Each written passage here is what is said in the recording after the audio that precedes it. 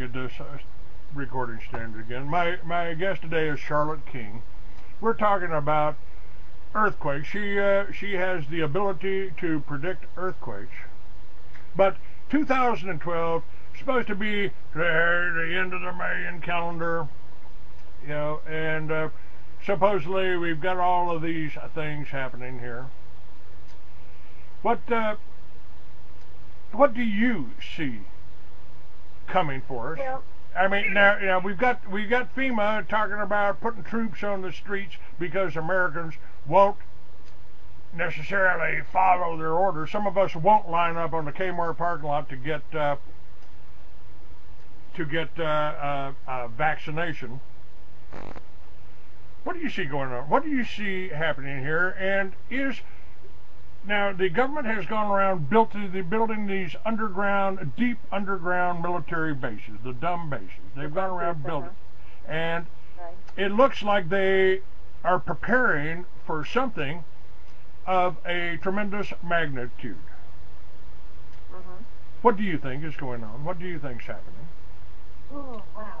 Well, first of all, I'll say that I believe that the Mayans were trying to really tell us something. They were leaving us a message, for sure. Do I believe it's the end of the world? Absolutely not.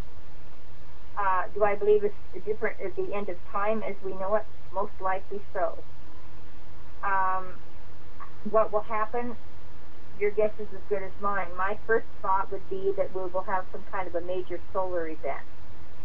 If we had a solar event of a significant magnitude that could knock us off the grid, so to speak, and fry all the wires and everything, we would potentially be offline for 2 to 5 years before they got things back up and running. And it would take a lot of control, I think, at that point, for a while anyway, because people would be panicking, because nothing that we have in society doesn't run on electric or electronics of some sort anymore.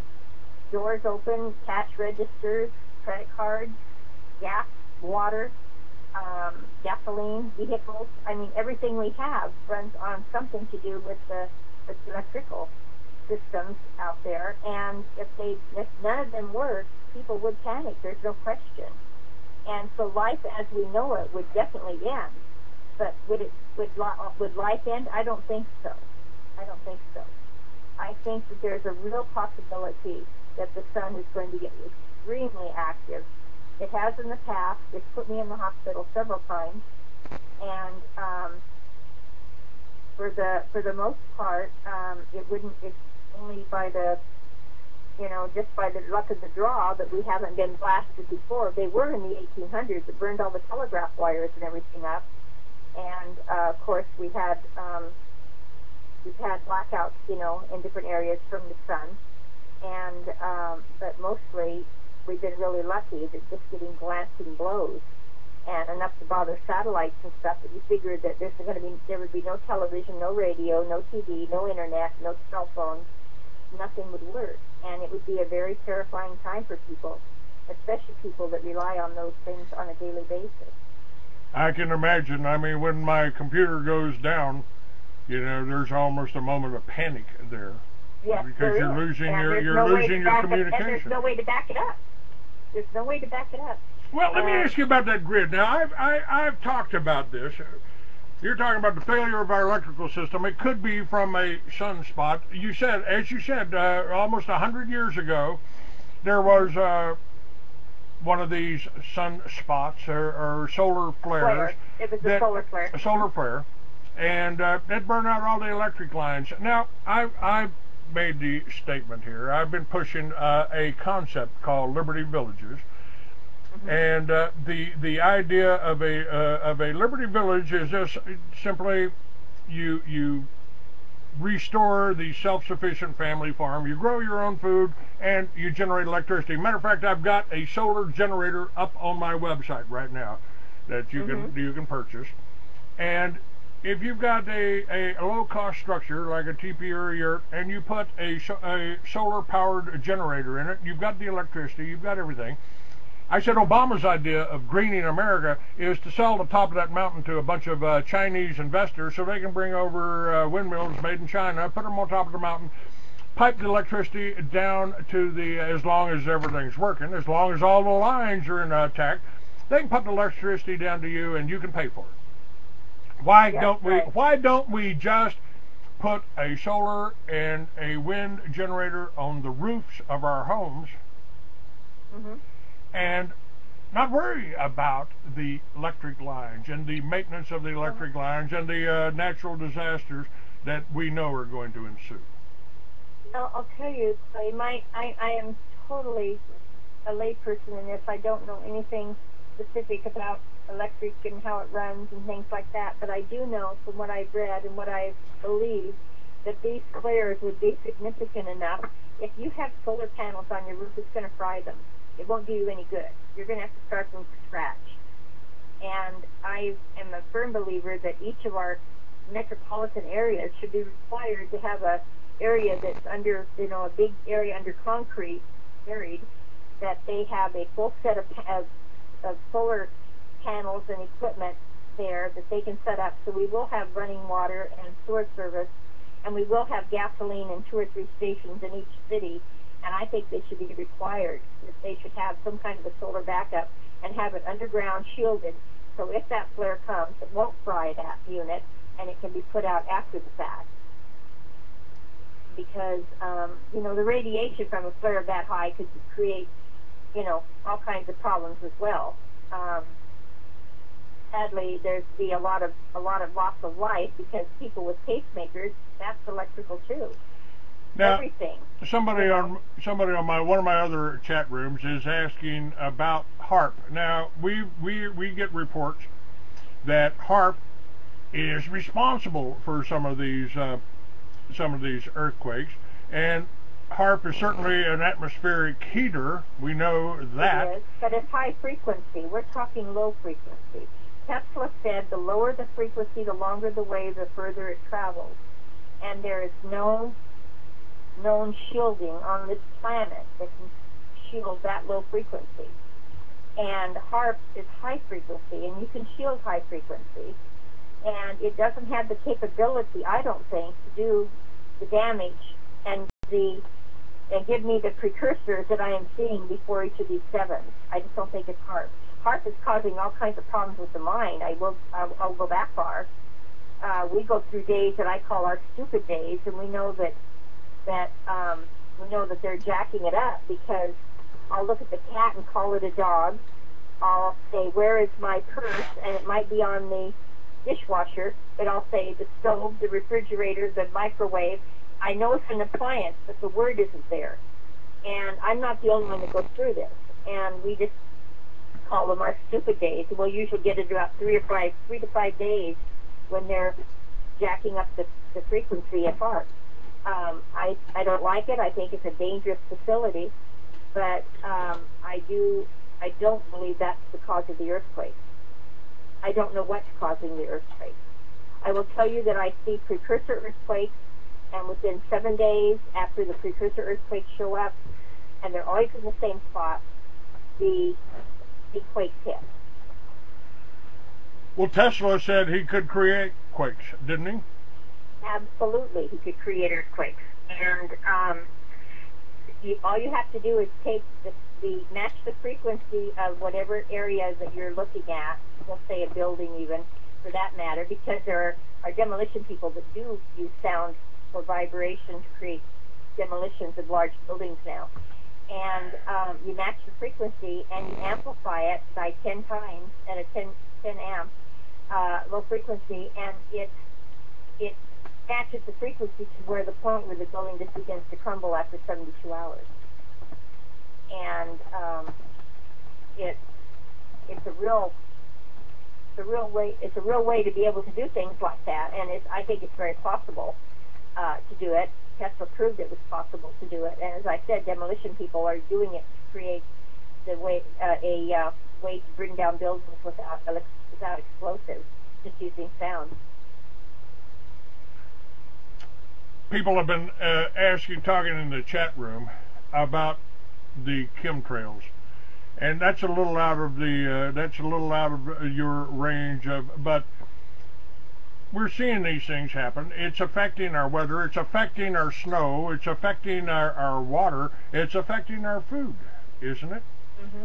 Yeah. Is this? Well, I think that they're doing something. I don't know what they're doing. I've seen them here in the Northwest quite a bit, but I haven't been one of the people that's been able to actually pick up physical evidence where some people are a little further north than here. I don't know what they are. I don't have a clue, and I don't know what the purpose is. But I do know that they're out there, and you can definitely see them at times. So I don't know. I don't know. The movie 2012 basically showed California caving into the ocean. Do you think there's a possibility of anything like that happening? I never did, even in my wildest imaginations, believe that California would fall into the ocean. Will there be water? Probably. If there was a major earthquake, there would be subsidence, and so the water would come in further. If the land would, if it tilted a little bit, if there was subsidence. But as far as being covered in water, I don't see that happening. I'm not saying it couldn't. I'm just saying I don't see it happening. Tsunamis obviously would put land underwater, but on a regular, permanent basis, no, I don't see that happening. I've never been a doom and gloom person, but I don't see that being part of what's going on. I think there will be areas of land that come up out of the ocean, and there will be areas of land that tilt and have subsidence, but I don't think they're going to totally go away. Okay. What about tsunamis? Do you? Oh yeah. Can you feel the when an earthquake is strong enough to generate a tsunami? Well, I think any quake over 7, even some smaller than that, are large enough to generate a tsunami. Whether or not they do create a tsunami, I think it's based totally on the depth of the quake and the geology or the ocean floor, as it may be, where the quake takes place. A lot of these earthquakes that are 7s, I would have expected, a tsunami, but they may have only a small ripple. But then you might get one that's a 6.9, and it's in the right location and the right kind of seabed, and that's all it takes. So I think each one of those is different and individual in itself. I think that I may personally, last year before, on numerous occasions, well, not numerous, several occasions, I contacted the Pacific Northwest Tsunami Warning Center before some of the big earthquakes and said, just giving you a heads up, there may be a tsunami in the next 7 days, and a couple times I heard back from one person, and then they just stopped responding to my emails. And either one, they weren't wanting to know, or two, they just, it scared them. I don't know which, but I've always felt it was better to have an idea something was coming than to be woke up with it in the middle of the night. Now, let's talk about Fukushima right now. I mean, we had they had a 30-foot seawall, but the tsunami was 60 foot. And Right. There's some people that say that the earthquake was deliberate. It was set off with an atomic bomb put deep underground. Would you have any warning if that's what happened, and did you have any warning about the Fukushima incident? Well, only as I said before with the earthworms, I knew how bad it was going to be, and I'd already had the alert out for Japan. And the symptoms were physically there, but there had been a lot of activity in that area recently too. But I do totally believe that was not a natural event. I would not be able to tell if it was a bomb, but a bomb would not give off physical symptoms ahead of time. I will tell you, when I was working with the volunteer project at the Library of Congress in 1981 or 82 in Sacramento, all of a sudden I would get a burst of energy in my ear, and I would get a wave of vertigo, and I would call Chris in Washington, and I'd say, "What just happened, Chris? Something happened. I felt it." And he would call me back and said they hadn't released it yet, but they had just tested a bomb, underground bomb. And the National, Nuclear Regulatory Commission people there that worked with Chris were very disconcerted about me being able to feel those bombs going off, and not knowing what they were, obviously, but knowing that they were there and that I felt them ahead of time. So yes, I would feel something if it went off, and I didn't feel that. Whether or not there was something underground or in the water that created those events, I don't know. All I know is I saw the precursors, and there was a bunch of them before those events happened in Japan, which eventually led to the nuclear reactor issues. But as far as a nuclear bomb or something, I can't say because I didn't feel that. Okay. Tell me a little about, you're there in California, and... I was in California, Okay, the Mount Rainier, Mount Adams, Mount Shasta. These are all volcanoes, past volcanoes that are in the Ring of Fire area. Right. Could they be? Are we looking at an event among any of those major mountains that we've got here? Well, we're looking at the possibility of looking at an event. As I said, here in Oregon, in Salem, I have Mount Hood, Mount Rainier, Mount Shasta, Mount Adams, Three Sisters, Mount Jefferson. I've got probably 10 good-sized volcanoes that are within less than a day's driving. And I wouldn't want to be around any of them personally, but Rainier could cause major problems if that was to go off. And there's still a lot of activity at Rainier. We just had another few earthquakes at Mount Hood Meadows last week, I think it was, or week before. So Mount Hood is not quiet either. Mount St. Helens still has steam bursts, and they had I believe it was 3.5 or a 4.0 a few weeks ago at Mount St. Helens. Mount Shasta I don't hear as much about, but the quakes that occur around Redding and that area are a lot of them related to Mount Shasta. The concern I find in California, when I would drive back and forth all the time, is that you'd be driving by Shasta, and that would be uncomfortable enough. I could really feel that when I went by the mountain. But then I get up by Black Butte, and I would just get so sick I'd have to pull off the road and stop. And then I realized Black Butte was always black, and Shasta could be on snow, and you could have snow on the roadway, and Black Butte was just Black Butte, and that's because it was a cinder cone, and it was still hot. And so the snow doesn't stay on Black Butte, it melts. And so that's the reason that that Black Butte I found, was so uncomfortable, was because it still was pretty warm, and warm enough to keep the snow off of it at least.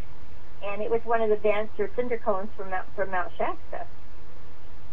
And the geysers in California, which is Old Pinnacles and the Gilroy and that area, that's a really active area right now. Sometimes there may be 100 and some quakes in a day. And I watch that very carefully, because when you see 100 or some quakes in a day or two at the geysers, then you can always almost guarantee there's going to be a 4 or greater within a few days in northern or central California. The area of California that made me the most when I was living there for those 7 years was the Sierras. And that has the potential for a major event.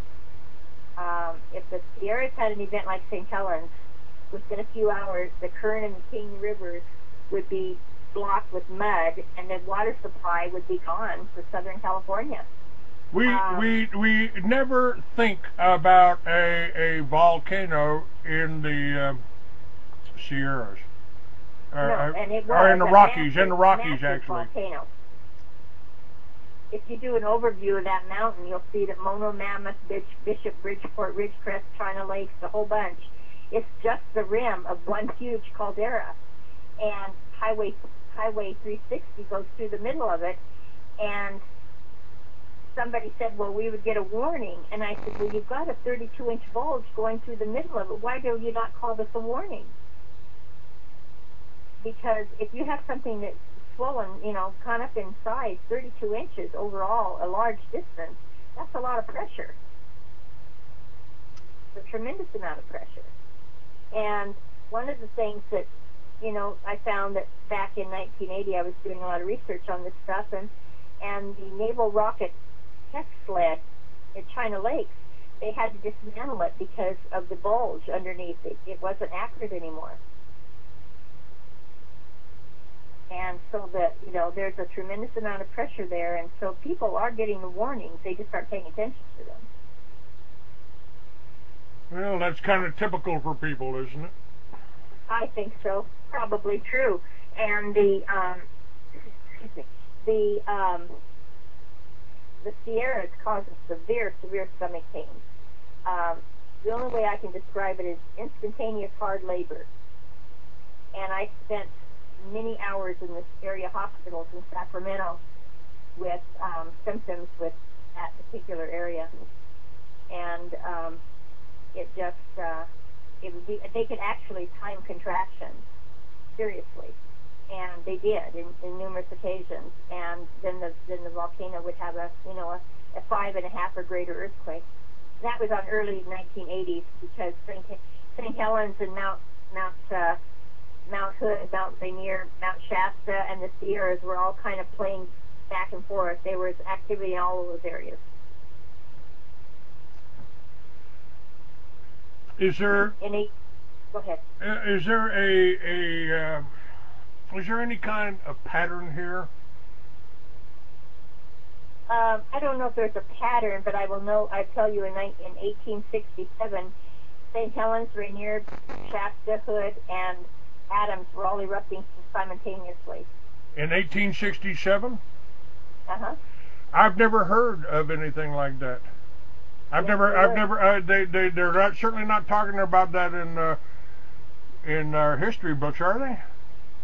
I don't know if they're talking about it. Terry Say, who is a scientist in California, a geologist, he said he would not be surprised to see 7 or more of them go off at one time. That's in a book called We Are the Earthquake Generation by Jeff Goodman, 2nd edition. But Shasta and Rainier went off? That's incredible. St. Helens, Rainier, Baker, Shasta, and Hood all simultaneously went off together. And everything was going at that time. But see, St. Helens, when it went off in 1980, it triggered activity at Rainier, it triggered activity at Mount Hood, it triggered activity at Mount Etna, Mount Kilauea, or Kilauea in Hawaii, and the Sierras. It was all just boom, boom, boom, boom. As soon as one of them went, they just all started responding. I believe they're totally tied together. There's no question in my mind. All right. You want to give out your website and contact information there, Charlotte? I don't give out any contact information for any of my guests unless they put it out. Now we will put this interview up on YouTube, and it will be up on my website in a few hours. Okay. And if you've got people on your email list, you can just copy the URL for the show and send it to your friends. We can certainly use help getting this getting everything, keeping this show going, keeping the information going, because it's really, if you know what's happening and you've got the truth in front of you, you can make some rational decisions. So that's true. I agree with you 100%. And I really appreciate your work here and what you've been doing. You know, are the scientists and the people in the universities, are they calling you up on a regular basis? Do they check with you? Not anymore, Clay. It seemed like after St. Helens died down, the interest went away, and it used to be that I could pick up the phone and call a scientist or call a media station or call somebody and whoever and talk to them, and they were pretty open-minded. Now it's like they don't really care, and I figured out that one of the reasons is that, as far as media goes, is because the people that are working in these stations now, these television stations and so on, they weren't even alive when St. Helens erupted. They're all too young. Now, somebody on one of my sadly but true. We're getting older and we're losing our audience, you know. And there is some interest out there, but it's, they're so locked into book learning and everything that they've been told so long that it's not possible to predict an earthquake, they believe it. And that's no longer the case. They can be predicted. I've shown it over and over and over again. And they still say, well, that was just a coincidence. Yeah, coincidences, right. Somebody on one of my chat rooms here says to ask you if you think that the Earth could respond to the negative events, evil, spiritual, and psychic. I think that thought is absolutely, thought can generate energy enough to create problems. Absolutely. I totally believe that can happen. Spiritually wise, prayer never hurts. And I think we can change things. We can make things better. There are times that I know there's going to be a tremendous loss of life, and there's nothing I can do about it except pray, because I know it's going to happen. There's nothing I can do about it. The night before 9/11, I was at work, and all of a sudden, 3 o'clock, I was at my desk, and I just started shaking, and I burst into tears and was sobbing and couldn't get my head together, and I went to my boss and told her she said, what's the matter? And I told her, and she said, go home now. She said, don't come in tomorrow if anything happens. And she believed me. And thank God she believed me. But I pick up loss of life very much the same way I pick up earthquakes. And it's not psychic. I think the body is basically electrical magnetic, and I think that the aura around the human being is electromagnetic, and I think when there's going to be a large exodus of human souls, that this energy changes, and I pick it up the same way as I pick up an earthquake. That's the only way I can describe it, because I can tell when there's going to be a large loss of life. I did the same thing before Japan. I did the same thing before Indonesia. And I'm not a psychic. I don't see things in the future. I don't have dreams. I don't have visions. I feel energy. And that's what I respond to. All right. Charlotte King, thank you for being on my show. I sure appreciate it. Well, thank you for asking me. I really appreciate it. And please, anybody, email me, call me up. My phone number's out there. You can use it. And it's free. I have a free email subscription service, and I send out emails. And I think that knowledge is power. All right. Thank you very much. A recording has been completed. We'll see you again. Thank you very much, dear. You bet. Thank you.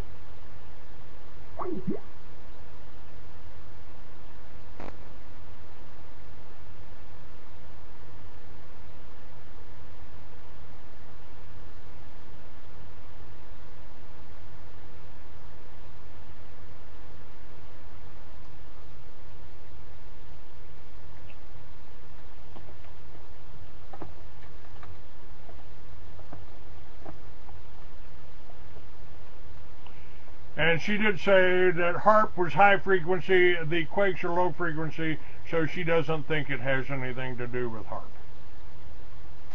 And for you little fucking trolls out there, let me tell you something. I take donations. People help me keep this radio show. People help try to help me to get this up. And if you gave me money and now you feel bad about it because you don't think you get enough, then you're a fucking idiot, and I don't want to have anything to do with you. Stay away from me. Stay away from my room. And quit interfering with people that want to educate themselves. And by the way, I've told you that love is your level of vibrational energy. And all of these people, all of these trolls in these chat rooms are simply trying to lower your level of vibrational energy, lower your love equivalent, and to try to put people down. What assholes. What assholes. And, these are people that don't have any positive effect. These are the people out there that make me think the